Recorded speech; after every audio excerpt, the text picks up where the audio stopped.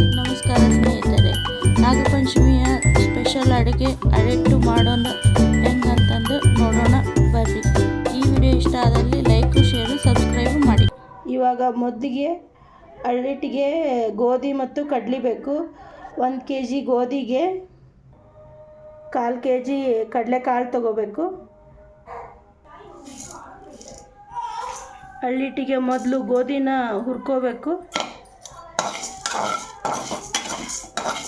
ಎಲ್ಲ ಗೋಧಿನೂ ಕೆಂಪಾಗೋಗೆ ಹುರ್ಕೋಬೇಕು, ಹಳ್ಳಾಗೋಗೆ.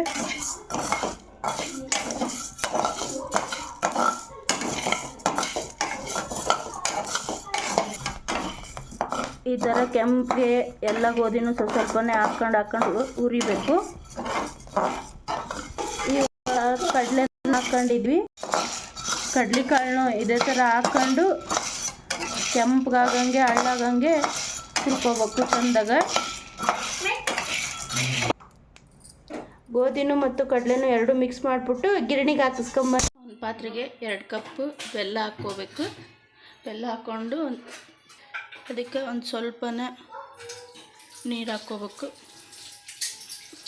ಹಾಕ್ಕೊಂಡು ಬೆಲ್ಲ ಕುದಿಯೋಕೆ ಇಡಬೇಕು. ಬೆಲ್ಲ ಅಳತೆ ಮಾಡಿರೋ ಕಪ್ಪಲ್ಲೇ 2 ಕಪ್ಪು ಹಿಟ್ಟನ್ನ ತೊಗೊಂಡು ಸಾಣಿಗೆ ಹಿಡ್ಕೊಂಡು ಇಟ್ಟೇವಿ. ಇದಕ್ಕೆ ಕರಗಿರೋ ಬೆಲ್ಲನ ಸೋಸ್ಕೋಬೇಕು. ನಾವು ಹಿಟ್ಟು ಎಷ್ಟು ಹಿಡಿಯುತ್ತೆ ಅಷ್ಟನ್ನು ಬೆಲ್ಲ ಹಾಕ್ಕೋಬೇಕು.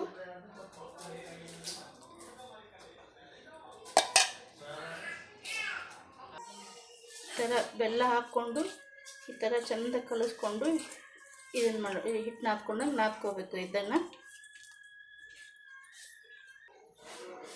ಈ ಥರ ಸ್ವಲ್ಪನೇ ಹಿಟ್ಟು ತೊಗೊಂಡು ಈ ಥರ ಉಂಡೆ ಥರ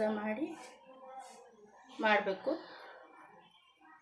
ಹಿಂಗೆ ಮಾಡಿದ್ರೆ ಅಳ್ಳಿಟ್ಟು ರೆಡಿ ಆಗುತ್ತೆ.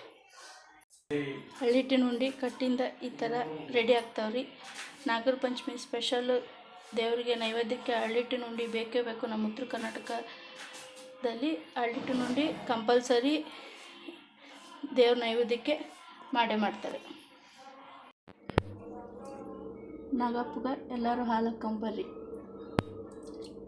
ಅಮ್ಮನ ಪಾಲು, ಅಜ್ಜನ ಪಾಲು, ಗುಂಡನ ಪಾಲು, ಶಿವಾಕ್ಷನ ಪಾಲು, ನಮ್ಮ ಮನೆಯವ್ರ ಪಾಲು, ನೂತನನ ಪಾಲು, ಎಲ್ಲರ ಪಾಲು, ಅಮ್ಮನ ಪಾಲು, ಎಲ್ಲರ ಪಾಲು, ಬೀಗರ ಪಾಲು, ಎಲ್ಲರ ಪಾಲು ಮುಗಿಸ್ಬಿಡ್ರಿ.